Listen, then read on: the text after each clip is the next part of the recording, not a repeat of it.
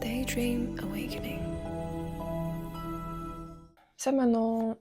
Номын ордныхны уншлагыг хийх чинь.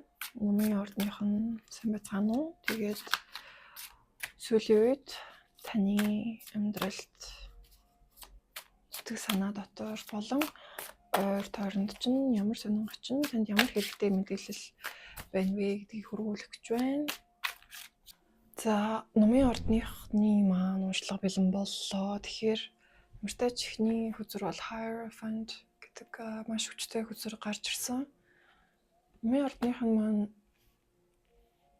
яг хамгийн гүндээ бол хамгийн гүнзгий утгыг хайж байдаг философч ордолтой. Хүмүүс нөгөө өнгөцгнөр номын ордныхыг зүгээр юм эргчүүлэн дуртай одоо сахилгагүй тий адлын явдал дуртай аялагч гэж бодоод байдаг боловч яг үнэндээ дотроо маш их амьдралын утга учир гүнийг хайж ирж мэдхийг хүсэж байдаг, бусдад багш болж чаддаг одоо тэргүүлэгчүүд байдаг. Яг үнтэй холбоотойгоор яг энэ бичлэгийг үзэж байгаа номын ордныханд өгөх зөвлөгөөгөө эхлүүлээ. Тэгэхээр танд яг бусдад түгэх шин санаа байгаа юм байна. Тэр шин санаа идея одоо шин ухагтхан тий бусдад хэрэгтэй байгаа бусдын ухамсарыг тэлэх, бусдын одоо магадгүй сэтгэлийг тэлж болно. Бусдыг ухааруулах тийм санаа бүхий одоо мэдээлэл мэдлэг танд байна. Тэгэхээр энийг бусдад хуваалцаараа өөрийнхөө баялагийг бусдад хуваалцах нь яг номын одоо тэр Hierophant гэж байгаа дүрийн яг хийх ёстой үүрэг нь бол сүнсний зорилго гэж хэлж болох юм. Гэхдээ зарим хүмүүс сонсоход хэтэрхий хүндэтгэж магадгүй. Юмштайч танд бас юм хийх чухал үүрэгтэй хүн байна. Энэ замаа хөөд эхлэнгүүт ерөнхийдөө таны урд шин юм адлын явдал, шин амьдралын хэсэг тий, шин амьдралын зам таныг хүлээж байна. Нэгээр явах уугүй гэдэг нь л ерөнхийдөө тэрнээс л хамаарна л да. Гэхдээ энэ бол явж яг таны сүулт одоо ингээд хамгийн сүулт хийх хэрэгтэй зүйл юм байна гэж сүулт ойлгож магадгүй, эсвэл эрт ойлгож магадгүй. Эрт ойлгоод эртгэлүүлэх тусам тэр замын одоо зүг чиг яаж явах вэ гэдэг тэр арга барил бүх юмнууд нь танд орж ирэх болно. Санаанууд нь ч гэсэн одоо тий бусдтай хуваалцах тэр мэдээлэл нь ч гэсэн тэр замыг эхлүүлэх үед бас гарч ирэх болно. Хуваалцах тусам танд өөрт одоо илүү их баялаг дотроос ч гарч ирэх болно гэсэн үг. Тэгэхээр бусдаа хуваалцахгүйгээр эсвэл тэр замыг эхлүүлэхгүйгээр ерөнхийдөө байгаа газараа гацах магадлалтай. Яг л тэр байгаа хөгжилтөө тэр тархиныхаа хумсрынхаа тий тэлэлт дээр гацчих магадгүй. Тэгэхээр номын ордных нь манд ерөнхийдөө байнгын хөгжиж, байнгын дэлж, байнгын шин зүйлийг олж мэдэж сурах дуртай байдаг. Тэгэхээр тэхийн тулд ерөнхийдөө бусдаа тэр хуваалцаж ингэж тэргүүлэгч, чиглүүлэгч, тэ гэрэлтүүлэгч байх хэрэгтэй байна гэдгийг бас хэзээ нэгэн цагт өөрсдөө ч гэсэн ойлгох бах. Энэ бичлэгээрээ ч гэсэн дамжуулаад би тэрийг хэлж байна. Танд магадгүй саад болоод байгаа зүйлс гэх юм бол маш олон хүмүүсийн өөр үзэл бодлууд за одоо spiritual замналыг хөөж байгаа Монголд аягүй олон хүмүүс байгаа. Тэгэхээр бүгдээрээ ингээд аягүй олон талын мэдлэг, итгэл үнэмшлэрээ ерөнхийдөө хоорондоо зөрчилдөөд зөрүүтэй байгаад байгаа. Энэ олон юм зангиралцсан, одоо холилдсон тий хинийх нь юу болоод байгаа юм бэ?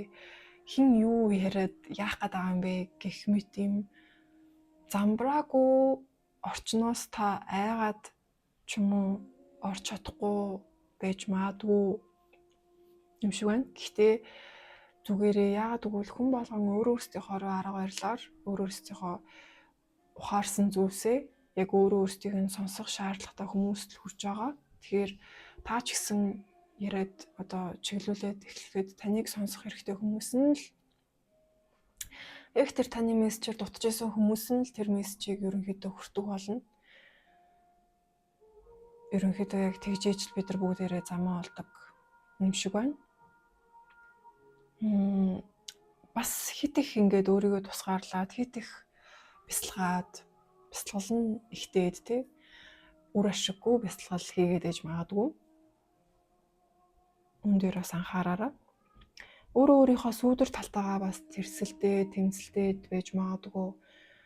Эцэг бид нар бүгдээрээ нэг юм шүү гэдгийг бас санах хэрэгтэй. Сүүдэр талтайгаа ч гэсэн бид нар ялгаагүй ижил хүсэл зоригтой байдгийг бас бити мартаарай.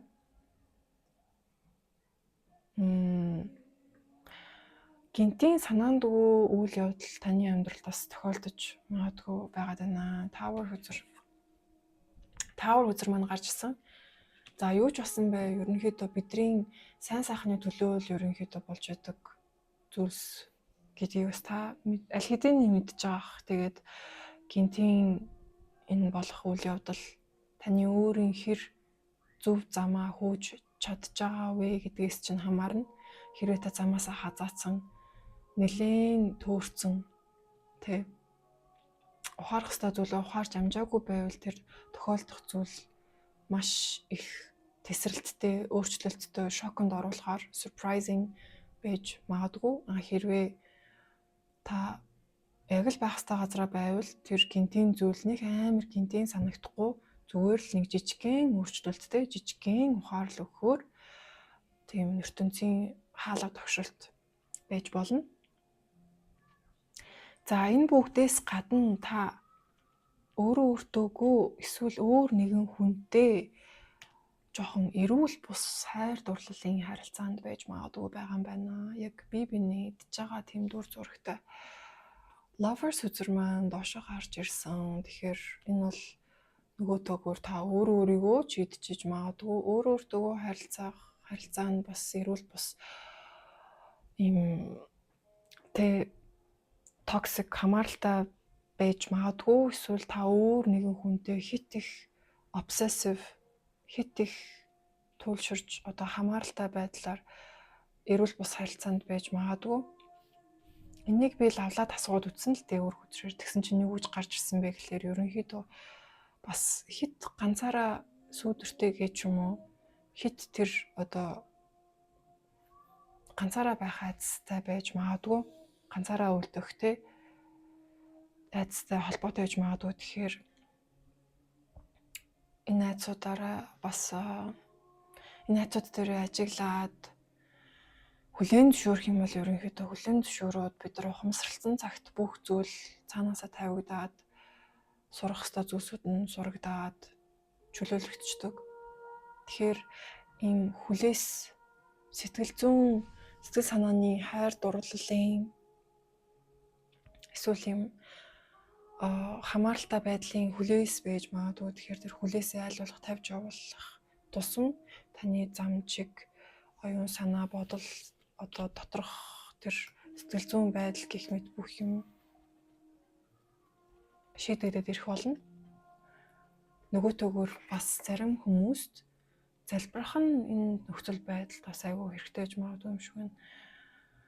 Залбирах гэдэг бол заавалчгүй юм шашинтай хүмүүсийн хийдэг зүйл биш. Энэ бол бараг өөртөө залбирч байна гэж ойлгож болно.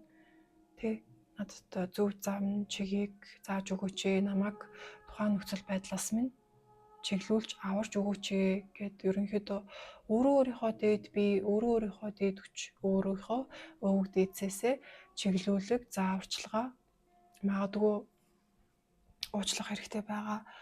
Уучлал гуйж тэг намайг өршөөгөөч гэж өршөөл гуйж залбирч болно. Хайр бэлэглээч, хайрыг надад өгөөч тэ гэх мэтээр танд яг юу хэрэгтэй байна тэр бүгдээ асуугаад залбирч болно. Энэ бол маш том сэтгэл засал гэлтгүү бас яг жинхэнэ үр дүн нөлөөтэй байдаг. Окей, номынхондоо амжилт хүсье. Тэгээд хийх ёстой ажлаа хийгээрэй гэж зүйлээ. Баярлалаа.